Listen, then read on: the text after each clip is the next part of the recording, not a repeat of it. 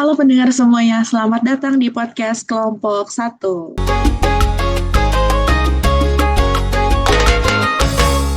Hari ini kita dari Kelompok Satu bakalan ngebahas tema yang sangat relevan dan penting nih. Apa nih temanya? Yaitu tantangan kebangsaan masa kini. Jadi Indonesia itu adalah negara besar ya, kita tahu semuanya. Banyak ribuan pulau, ratusan suku, beragam budaya. Nah, tapi di balik itu semua, kita juga bakalan menghadapi berbagai tantangan yang bisa mempengaruhi persatuan dan masa depan bangsa nih. Nah, kali ini bareng aku udah hadir 6 teman-teman yang keren-keren abis. Asik. Mungkin kita langsung perkenalan aja dulu kali ya. Mungkin orang pertama boleh Mas Ahmad perkenalan diri dulu dong, Mas. Halo Mbak, halo semuanya. Aku Ahmad Abror dari Sekretariat Inspektorat Jenderal. Oke, thank you Mas Ahmad. Salam kenal.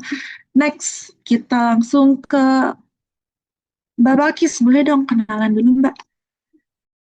Perkenalkan, aku Balkis Suryahandayani dari Direktorat Jenderal Pembiayaan Infrastruktur Pekerjaan Umum. Oke, salam kenal Mbak Balkis. Kita langsung aja ke next. Mbak Emanuela, boleh dong kita kenalan dulu Mbak.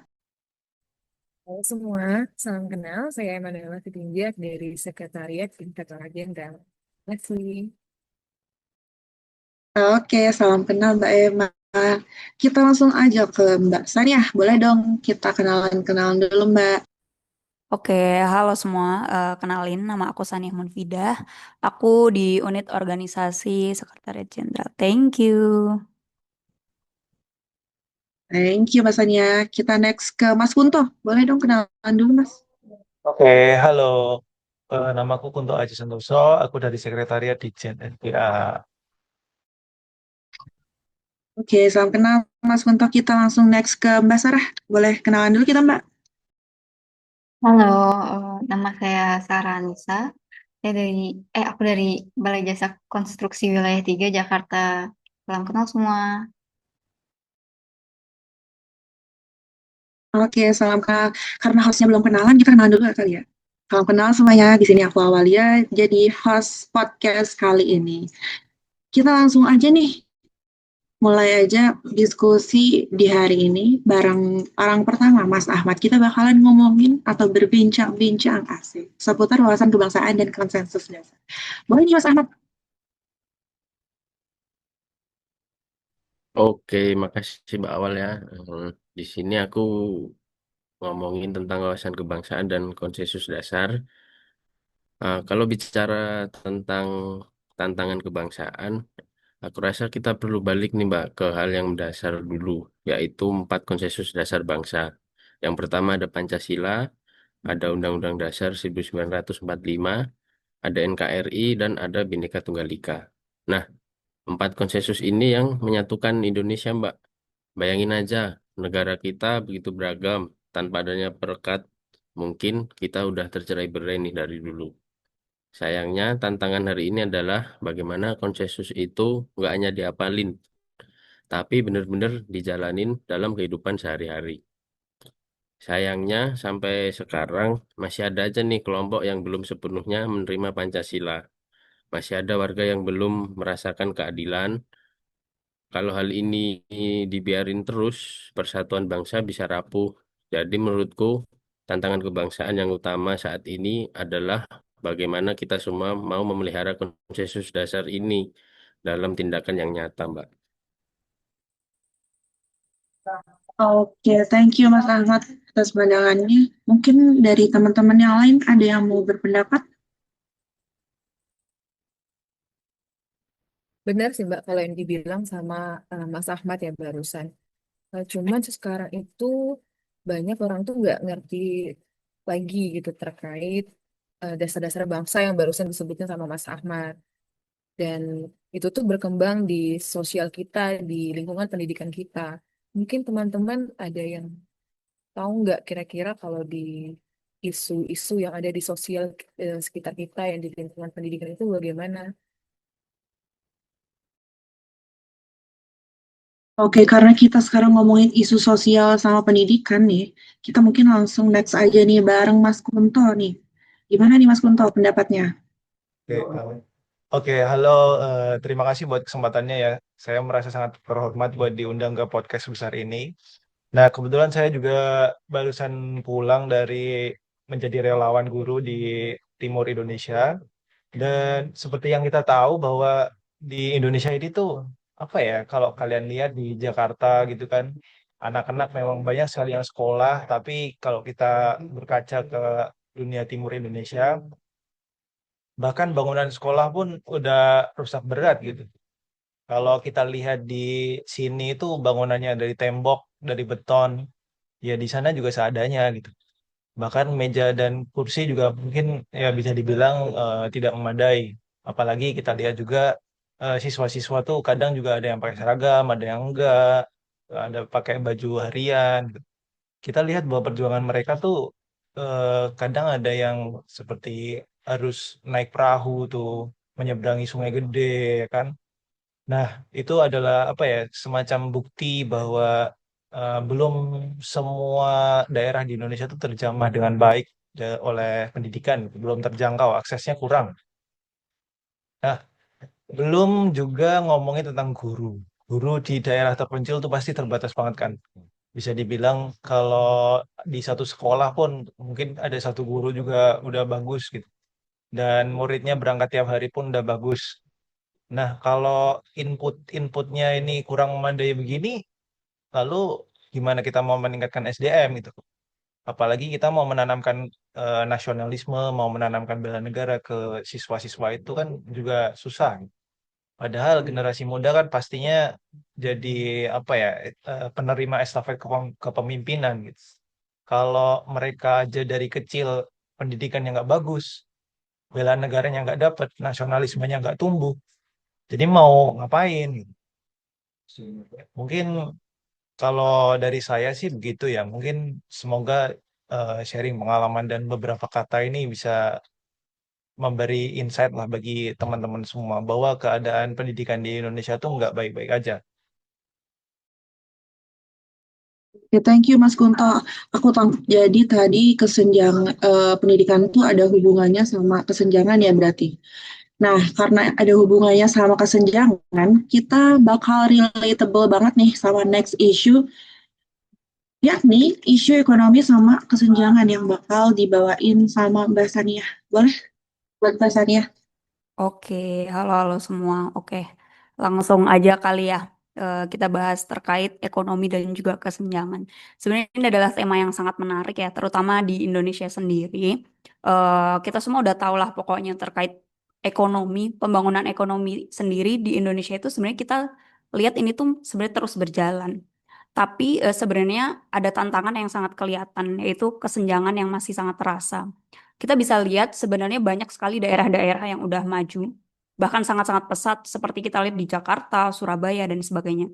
Tapi tidak bisa dipungkiri juga sebenarnya banyak sekali daerah-daerah, terutama di luar Jawa dan sekitarnya itu sebenarnya masih banyak sekali daerah-daerah yang tertinggal. Kita bahas contoh aja yang kemarin lagi rame ya, itu terkait pertambangan nikel di Papua. Mungkin kalau kita lihat dari sisi nasional ya, nikel itu sebenarnya penting buat ekonomi kita, apalagi di era transisi energi. Tapi kalau kita lihat dari sisi masyarakat Papuanya sendiri, eh, kalau kita lihat ya, sebenarnya mereka ini sering merasa kurang mendapatkan perhatian, keadilan dari aktivitas yang terjadi pada pertambangan tersebut. Kemudian ketika kita hubungkan dengan ketidakadilan tersebut, sebenarnya ini bisa jadi potensi lain juga, yaitu potensi konflik yang bisa muncul, bahkan bisa memicu isu-isu disintegritas. Kemudian selain itu kita ngomongin masalah globalisasi atau arus investasi asing. Sebenarnya ini juga bisa menjadi tantangan baru ya terkait ekonomi. Di satu sisi ini bisa buka banyak lapangan pekerjaan, bisa mendorong pertumbuhan, tapi sebenarnya terkait kesenjangan tadi itu bisa berpotensi memperlebar jurang antara eh, daerah-daerah yang pesat, yang pusat seperti Jakarta dengan daerah-daerah lain. Begitu. Kemudian ketika kita ngomongin terkait kesenjangan, itu juga ada kesenjangan akses ekonomi yang bisa jadi masalah serius juga sih. Contohnya adalah masyarakat di daerah terpencil bisa jadi sulit memperoleh akses modal, infrastruktur, dan juga lapangan pekerjaan yang layak. Akibatnya mereka tidak merasakan langsung manfaat pertumbuhan ekonomi yang seharusnya bisa dinikmati bersama-sama. Nah, maka dari itu sebenarnya tantangan kebangsaan kita ini adalah bagaimana kita semua memastikan pembangunan ekonomi tidak hanya mengejar pertumbuhan nasional semata, tetapi juga menghadirkan pemerataan, memberikan keadilan bagi semua masyarakat, masyarakat lokal, dan menjamin bahwa setiap daerah ikut merasakan manfaatnya. Itu sih. Oke, nice insight nih buat Mbak Sania. Jadi yang aku tangkap tadi sebenarnya yang lagi happening sekarang kan isu pertambangan nikel di Papua ya. Menurutku juga sama nih Mbak, ini pasti ada kaitannya sama politik juga nih. Jadi kita langsung ke next topik aja, itu ada isu politik dan demokrasi yang bakal dibawain sama Mbak Balkis. Boleh Mbak? Ya, makasih atas waktunya. Jadi, di kesempatan kali ini aku mau bahas tentang isu tantangan dari isu politik dan demokrasi. Kalau dari sisi politik, tantangan yang aku lihat itu ada kualitas demokrasi kita ya. Kita emang udah menjalani sistem demokrasi, tapi prakteknya masih banyak masalah. Kayak politik uang, kampanye yang penuh hoax, atau polarisasi saat pemilu. Masalah ini sebenarnya bikin kepercayaan masyarakat menurun ya kepada institusi negara. Kalau rakyat kehilangan kepercayaan itu juga berbahaya juga kan karena pemerintah membutuhkan legitimasi dari rakyat agar bisa berjalan. Jadi tantangan kebangsaan di bidang politik itu adalah bagaimana kita memperkuat demokrasi yang bersih, adil dan mampu menjaga persatuan bukan justru memecah belah. Itu sih dari saya. Terima kasih. Ya, thank you Mbak Balkis. Aku juga setuju nih sama statement yang udah Mbak Balkis kasih. Tapi kita langsung aja next topik. Kita masuk ke topik isu sosial budaya dan toleransi nih yang pastinya relate banget sama zaman masa kini. Kita barengan sama Mbak Sarah. Boleh Mbak Sarah?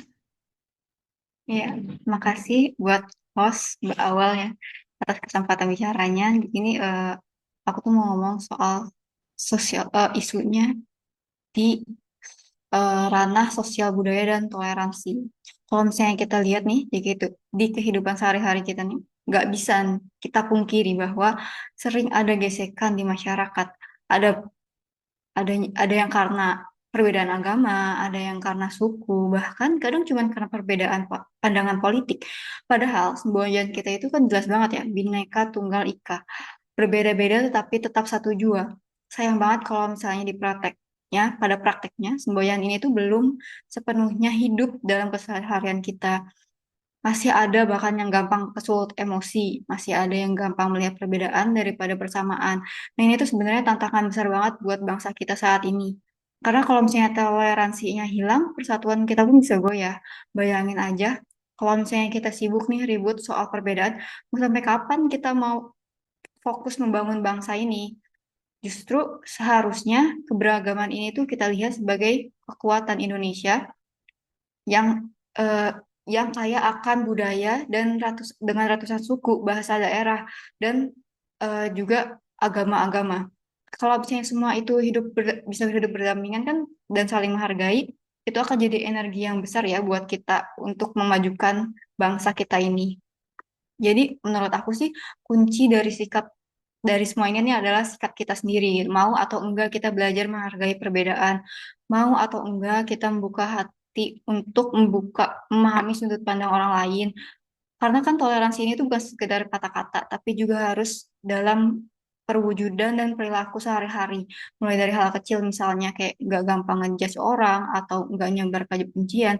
Bahkan berani berdiri untuk membela ketika ada yang diperlakukan tidak adil. Bayangin aja kalau misalnya keberagaman tuh bener-bener kita jadiin kekuatan, pasti Indonesia ini bisa jauh lebih baik, lebih kokoh, lebih maju, dan lebih disegani oleh bangsa lain.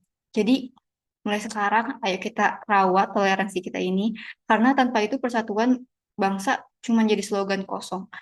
Tapi dengan toleransi, keberagaman kita tuh justru jadi harta terbesar Indonesia. Sekian Mbak Host, kembali lagi ke Mbak Awal. Oke. Thank you Mbak Sarah. Setuju banget sama statement Mbak Sarah. Ngomongin toleransi.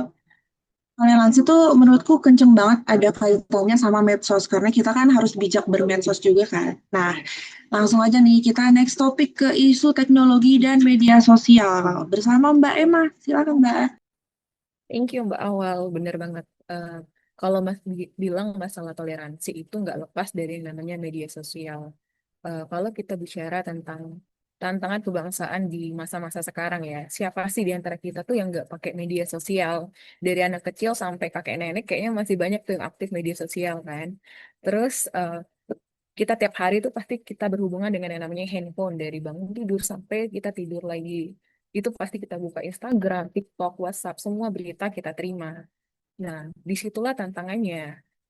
Media sosial ini memang banyak eh, memberi kita sisi yang positif ya, tapi di situ juga sisi-sisi negatif mengikuti.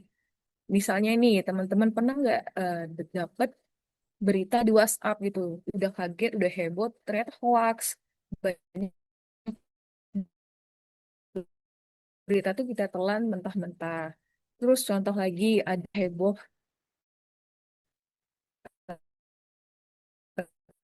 terkait isu penculikan anak daerah yang diisukan tersebut gitu loh, sampai menewaskan beberapa belas orang. Padahal semuanya itu hanya berasal dari hoax. Terus baru-baru ini tuh mungkin teman-teman tahu nih kemajuan AI yang sangat meningkat.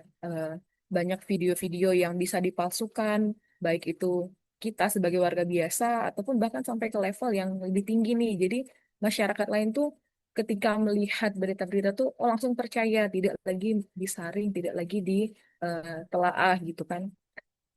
Nah, contoh lainnya itu misalnya kalau kita menjelang pemilu nih, itu pasti berita hoax, berita isu banyak bertebaran di media sosial.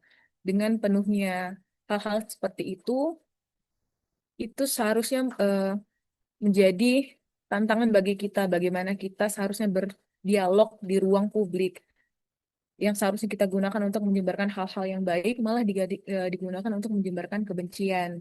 Pertanyaan selanjutnya itu, kalau kita sebagai warga negara hanya menjadi penonton pasif, apa yang akan terjadi dengan bangsa ini? Ini yang harusnya kita sebut sebagai tantangan kebangsaan di era digital. Karena kalau kita tidak bijak, media sosial itu bisa menjadi alat yang merusak persatuan bangsa. Tapi kalau digunakan dengan cerdas, itu justru menjadi kekuatan yang besar. Apalagi Indonesia bergerak dari Sabang sampai Merauke, nggak tahu tuh berapa luasnya gitu kan. Kita bisa menyebarkan nilai toleransi, mengingatkan pentingnya persatuan, bahkan memperkuat wawasan dari kebangsaan. Oke, jadi teman-teman, mari kita mulai dari diri kita. Kalau kita mau share sesuatu, membagikan sesuatu hal itu, cek dulu kebenarannya. Kalau kontennya provokatif, jangan kita ikut-ikutan terpancing. Gunakan media sosial itu sebagai hal-hal yang positif, berbagi pengetahuan, saling menyemangati, dan mempromosikan keberagaman Indonesia. Mungkin itu Mbak Awal. Thank you. Wih, keren banget closing statementnya dari Mbak Emma.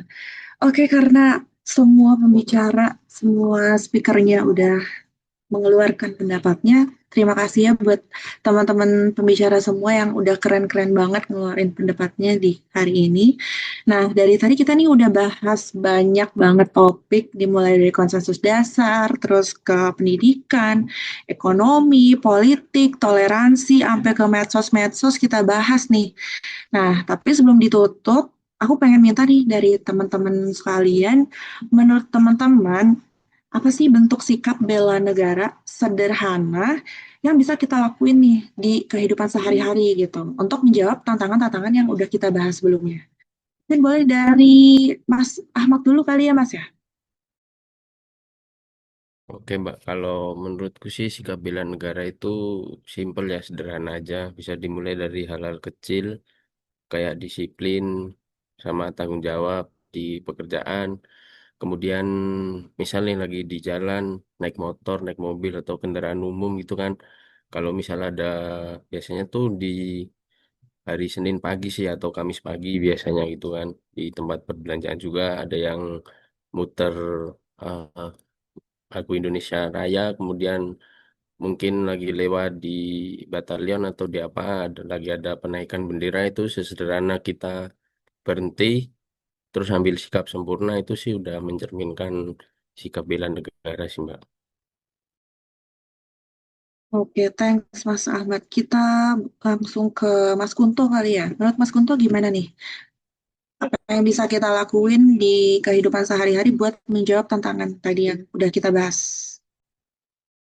Oke, kebetulan karena saya adalah relawan guru ya, jadi eh, saya mau ngomong kalau ayo teman-teman sekalian yang nonton ini, mari kita jadi relawan buat teman-teman kita yang kurang akses pendidikannya. Kita kasih pengalaman kita, knowledge kita, kita bagi ke mereka.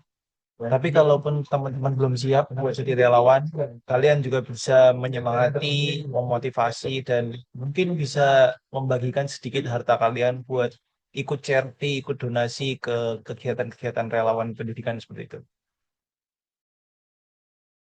Ya, thank you Mas Kunto. Nah, itu dia ya. Ikut charity katanya. Charity itu penting buat kelangsungan pendidikan juga ya Mas ya. Oke, kita langsung ke next Mbak Sania. Boleh dong, gimana nih menurut Mbak Sania?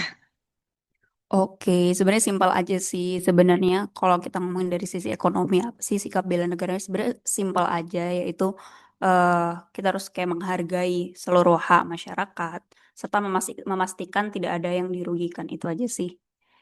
Thank you. Oke, thank you Mbak Sania. Kita next langsung ke Mbak Balkis. Boleh dong? Menurut Mbak Balkis gimana nih? Oke, makasih. Kalau menurut saya pribadi, bela negara itu bisa kita maknai juga lewat partisipasi dalam demokrasi yang bijak ya. Kayak misalkan kita punya hak pilih. Nah, kita bisa gunakan hak pilih itu jangan dianggap sepele karena setiap satu suara tuh punya konsekuensi besar buat arah bangsa. Jadi waktu kita datang ke TPS itu bukan cuma formalitas, tapi juga bentuk nyata kita untuk menentukan masa depan negara. Terus juga yang nggak kalah penting itu soal politik uang ya. Kalau bisa, saya melihat menolak politik uang itu juga bagian dari bela negara. Karena kalau kita gampang tergiur sama iming-iming sesaat, nanti akhirnya kita sendiri yang rugi dalam jangka panjang. Jadi demokrasi harus dibangun dengan kesadaran bukan cuma karena transaksi. Itu sih menurut saya. Terima kasih. Ya, terima kasih Mbak Balkis. Nah, benar ya. Kita jangan gampang tergoda sama yang namanya duit, uang, sekecil apapun itu. Oke, mungkin kita langsung next ke Mbak Sarah. Gimana nih menurut Mbak Sarah? Buat aku sih bela negara itu kan adalah salah satunya menjaga toleransi ya. Misalnya ketika ada tetangga yang berbeda agama sedang ibadah nih, jangan diganggu. Eh, Biarlah mereka ibadah dengan aman dan nyaman. Kalau bisa kita bantulah. Misalnya mereka butuh bantuan, kita bantu. Nah, eh, terus juga menghormati perbedaan. Kalau misalnya ada tetangga dari suku lain, janganlah diejek-ejek, diolok-olok, misalnya logatnya atau apanya. Ya karena kan kita Indonesia dengan berbagai macam suku dan adat budayanya ya. Terus yang terakhir tidak mudah terprovokasi oleh isu-isu SARA yang beredar. Apalagi kalau misalnya kita belum tahu kebenarannya itu seperti apa. Gitu Mbak. Ya, thank you Mbak Sarah. Kita mungkin langsung ke Mbak Emma ya. Menurut Mbak Emma gimana nih? Thank you, Mbak. Eh, Simpel aja kalau dari aku untuk korelasinya dengan media sosial itu kita dapat melakukan nilai-nilai bela negara dalam kehidupan sehari-hari itu contohnya dengan melek literasi digital. Jadi apapun yang kita terima dari media sosial, berita, informasi atau apapun itu, kita harus menyaringnya sebelum kita sampaikan ke pihak-pihak lain. Kalau kita terima berita yang buruk, ya kita telaah lagi, jangan langsung menyebarkan hoax-hoax. Karena hal itu juga berhubungan dengan persatuan negara kita Indonesia. Mungkin itu aja. Thank you. Ya, thank you Mbak Emma. Mungkin aku juga ingin menambahkan dikit nih. Jadi bela negara juga bisa dimulai dari hal-hal kecil nih. Contohnya kepedulian ke lingkungan sekitar. Misal nih, kita lagi jalan di lorong gitu ya, mau masuk kantor atau kita lagi jalan di jalan di dimanapun itulah, terus kayak menemukan sampah kecil. Nah, itu bisa langsung dipungut tuh, terus langsung dibuang ke tong sampah. Nah, ini berperan buat tentunya menjaga kebersihan lingkungan.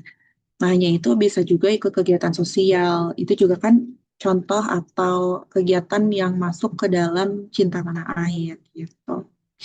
Nah, mungkin itu refleksi kita tentang tantangan kebangsaan masa kini dan sikap bela negara dalam kehidupan sehari-hari nih. Dari diskusi yang kita udah lakuin, kita belajar kalau misalkan mencintai Indonesia tuh nggak cukup cuma kata-kata aja. Nah, tapi harus diwujudkan juga dalam tindakan nyata, sekecil apapun itu. Karena menjaga Indonesia itu bukan tugas pemerintah aja, tapi tugas dan tanggung jawab kita semua. Terima kasih udah mendengarkan podcast dari kelompok 1. Sampai jumpa di podcast berikutnya. Iya. Bah.